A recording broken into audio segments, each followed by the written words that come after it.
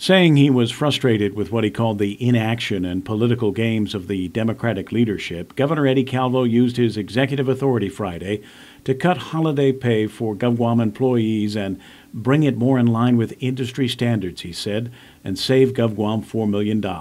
Holiday pay for GovGuam employees has now been reduced from double time before to time and a half now. Something has to be done. I can appreciate a roundtable or a hearing, but in the end there's got to be results to that. And so far from what I've seen from the legislature, there's a lot of critiques and a lot of criticisms on these cuts. I'll be the first one to admit it.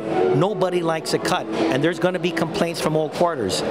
But in the end, in order to restore a balance to our government finances, cuts need to be made. However, the governor emphasized the move will last only as long as his administration, and he urged lawmakers to pass his spending cuts bill to make the change permanent. There are many things I can do via executive order, but that has a term limit of a governor, and it can be reversed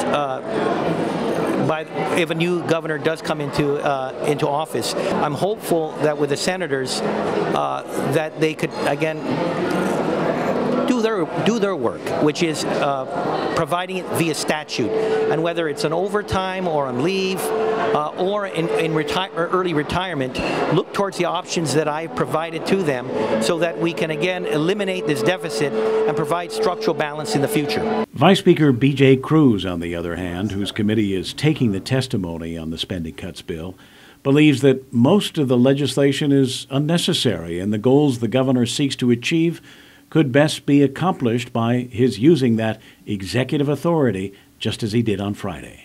I'm concerned about the employees, but I'm glad that the governor has recognized that he does have executive authority.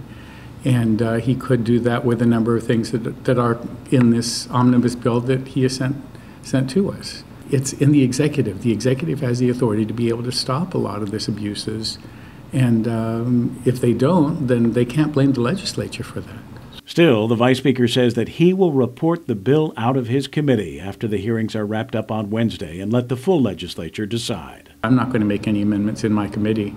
I will send it to the floor without the 3 sections on the requirements, and so those have been removed already. But all the rest of them are going in just as the governor submitted it to us. So you want a full vote on this bill? I want it to go to the floor and let the body decide how we're going to deal with each one of these things. Kevin Kerrigan, PNC News.